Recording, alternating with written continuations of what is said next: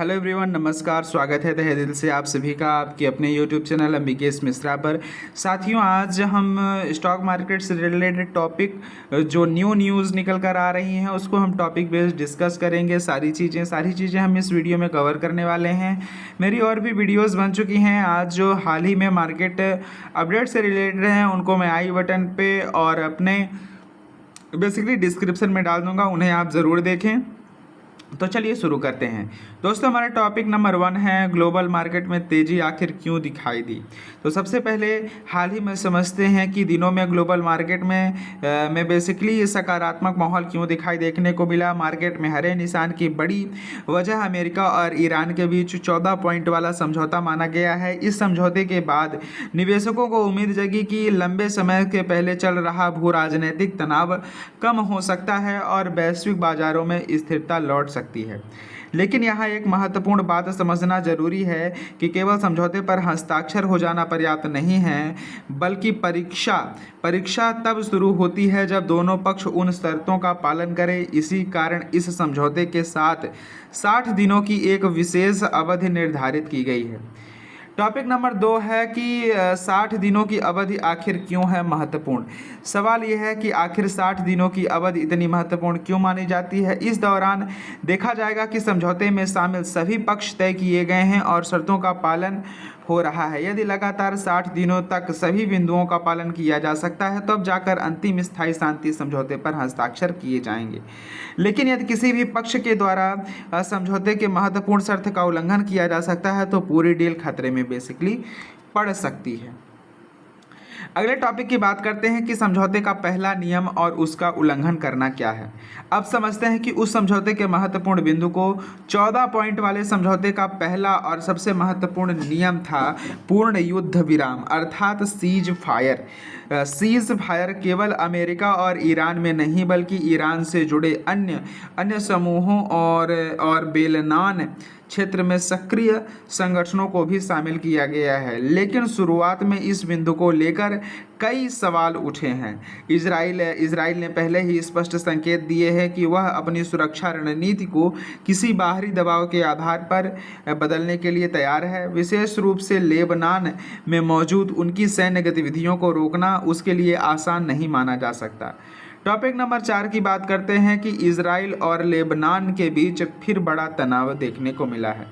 अब वर्तमान स्थिति पर नज़र डालते हैं कि सीज फायर की घोषणा के बावजूद इजराइल और लेबनान में सक्रिय हिजबुल्लाह के बीच दोबारा हमले देखने को मिले हैं। दोनों पक्ष एक दूसरे पर हमले शुरू करने का आरोप लगा रहे हैं। एक तरफ लेबनान ने दावा किया है कि इजराइल हमलों में बड़ी संख्या में लोग मारे गए। दूसरी तरफ इजराइल का कहना है कि उनके सैनिकों पर हमला किया गया जिनके बाद में कार्यवाही की गई।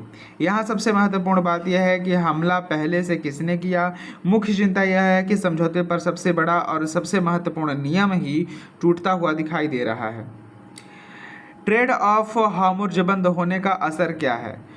अब हम पूरे घटनाक्रम का सबसे बड़ा आर्थिक प्रभाव समझते हैं कि तनाव बढ़ने के बाद ईरान की तरफ से ट्रेड स्टॉप हार्मुज को बंद करने की घोषणा की गई।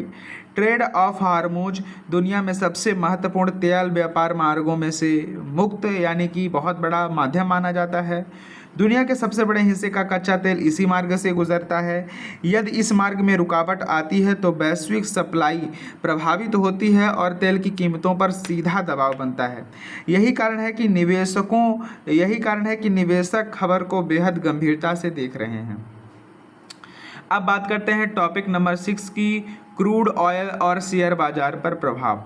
अब समझते हैं कि इसका असर शेयर बाजार पर कैसे पड़ सकता है। जब तेल की सप्लाई प्रभावित होती है तो सबसे पहले क्रूड ऑयल की कीमतों में तेजी देखने को मिलती है। तेल महंगा होने का असर परिवहन, उत्पादन और विभिन्न उद्योगों में लागत पर पड़ता है। इसके बाद महंगाई बढ़ने का जोखिम पैदा होता है। इसी कारण निवेशकों में चिंता बढ़ती है और बाजार में अनिश्चितता का माहौल बनता है। यह स्थिति लंबे समय तक बनती है और बाजार में बड़ी तेजी आना मुश्किल हो जाता है। साथ ही भारी गिरावट के वजह से बाजार बेसिकली सीमित दायरे में फंसा हुआ दिखाई देता है। अगले 60 दिन के बाजार के लिए अहम है। अब हम बात करते हैं कि सबसे महत्वपूर्ण निष्कर्ष। आने वाले समय में 60 दिन वैश्विक बाजारों के लिए निर्णायक साबित हो सकते हैं।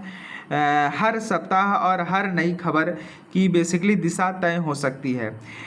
यदि सभी पक्ष समझौते का पालन करते हैं तो स्थिति सामान्य हो सकती है। यदि बार बार ऐसे घटनाक्रम सामने आते हैं तो निवेशकों की चिंता बनी रहेगी और बाजार में अस्थिरता जारी रहेगी। विशेष रूप से उन ट्रेडर को अतिरिक्त सावधानी बरतनी होगी जो ओवरनाइट पोजीशन को लेकर चलते हैं, क्योंकि किसी भी समय आने वाली अंतर्राष्ट्रीय खबर अगले दिन बाजार की दिशा को पूरी तरीके से बदल सकती है।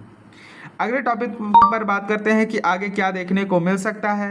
अब पहले बड़ा सवाल यह है कि आगे क्या हो सकता है। फिलहाल अमेरिका की तरफ से बातचीत जारी रखने की कोशिश की जा रही है। उम्मीद की जा रही है कि सभी के बीच संवाद के माध्यम से तनाव कम किया जा सके। यदि आने वाले दिनों में कोई सकारात्मक खबर आती है तो बाजार पर दबाव कम ना हो, लेकिन यदि स्थिति बिगड़ती है तो बाजार में कमजोरी और दबाव देखने को मिल सकता है। यही कारण है कि निवेशकों और ट्रेडर दोनों में अगले दिनों में कुछ वैश्विक खबरें बेसिकली देखने को मिल सकती हैं। फाइनल कंक्लूजन ये निकलता है कि पूरे घटनाक्रम के अंतिम चरण तक पहुंचा जा सकता है। कई कारण महत्वपूर्ण बातों का पालन करते हैं। सिफारिश उल्लंघन और स्टेट हॉमर्स से बड़ी जो खबरें हैं वो इनकी चिंता दोबारा बढ़ सकती है। इसलिए आने वाले दिनों में global news flow food oil को पूरी तरीके से स्थिरता देखने को मिल सकती है। दोस्तों, वीडियो कैसी लगी प्लीज़ कमेंट बॉक्स में कमेंट करके ज़रूर बताएं और हर रोज स्टॉक मार्केट से न्यू अपडेट के लिए सब्सक्राइब ज़रूर करें।